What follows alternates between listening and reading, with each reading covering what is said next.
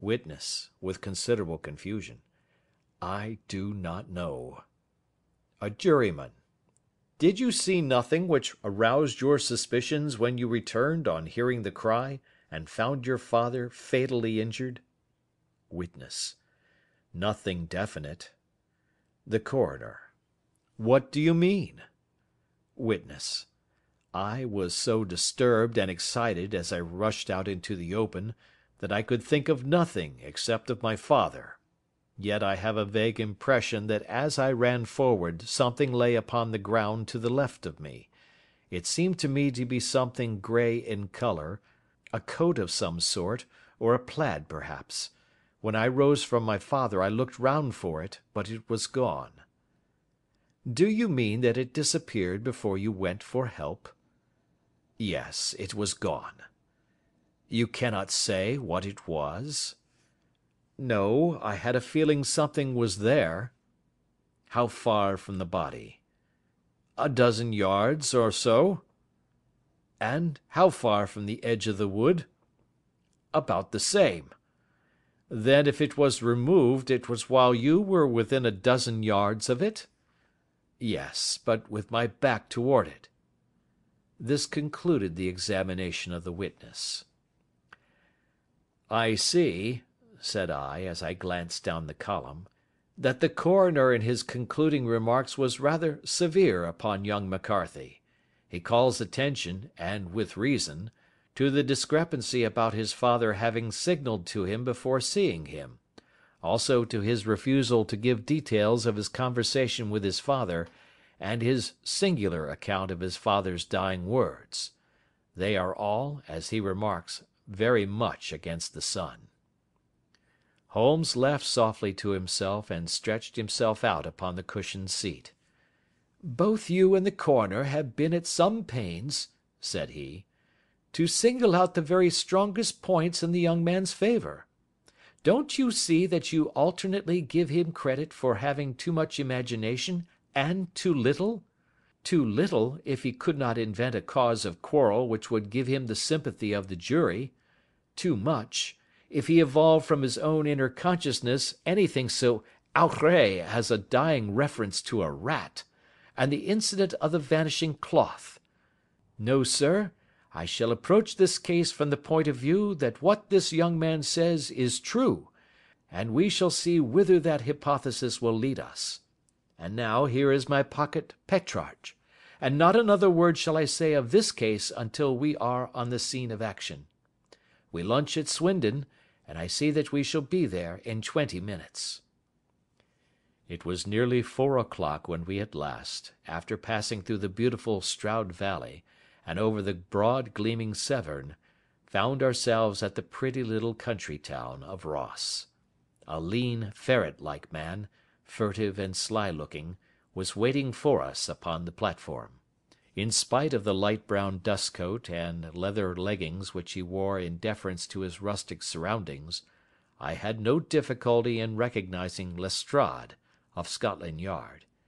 With him we drove to the Hereford Arms, where a room had already been engaged for us.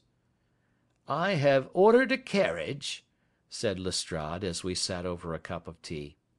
"I knew your energetic nature, and that you would not be happy until you had been on the scene of the crime." "It was very nice and complimentary of you," Holmes answered. "It is entirely a question of barometric pressure."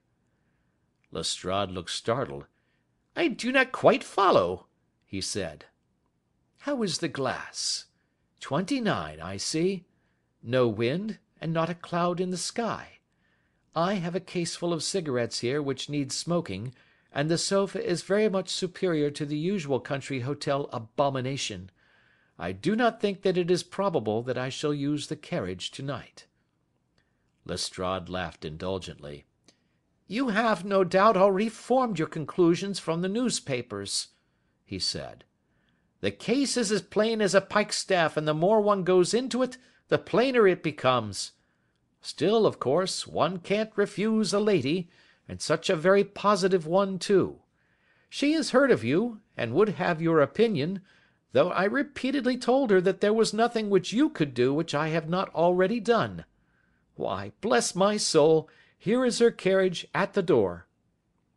He had hardly spoken before there rushed into the room one of the most lovely young women that I have ever seen in my life. Her violet eyes shining, her lips parted, a pink flush upon her cheeks, all thought of her natural reserve lost in her overpowering excitement and concern. "Oh, Mr. Sherlock Holmes!" she cried, glancing from one to the other of us, and finally, with a woman's quick intuition, fastening upon my companion. "I am so glad that you have come. I have driven down to tell you so. I know that James didn't do it. I know it, and I want you to start upon your work knowing it, too. Never let yourself doubt upon that point. We have known each other since we were little children, and I know his faults as no one else does, but he is too tender-hearted to hurt a fly. Such a charge is absurd to anyone who really knows him." "I hope we may clear him, Miss Turner," said Sherlock Holmes. "You may rely upon my doing all that I can." "But you have read the evidence? You have formed some conclusion? Do you not see some loophole, some flaw? Do you not yourself think that he is innocent?" "I think that it is very probable." "There now!" she cried, throwing back her head and looking defiantly at Lestrade. "You hear? He gives me hopes." Lestrade shrugged his shoulders. "I am afraid that my colleague has been a little quick in forming his conclusions," he said. "But he is right. Oh, I know that he is right. James never did it, and about his quarrel with his father, I am sure that the reason why he would not speak about it to the coroner was because I was concerned in it." "In what way?" asked Holmes. "It is no time for me to hide anything. James and his father had many disagreements about me. Mr. McCarthy was very anxious that there should be a marriage between us. James and I have always loved each other as brother and sister, but of course he is young and has seen very little of life yet, well, he naturally did not wish to do anything like that yet. And there were quarrels, and this I am sure was one of them." "And your father," asked Holmes, "was he in favour of such a union?" "No, he was quite averse to it also. No one but Mr. McCarthy was in favour of it." A quick blush passed over her fresh young face as Holmes shot one of his keen, questioning glances at her. "Thank you for this information," said he. "May I see your father if I call to-morrow?" "I am afraid the doctor won't allow it." "The doctor?" "Yes. Have you not heard?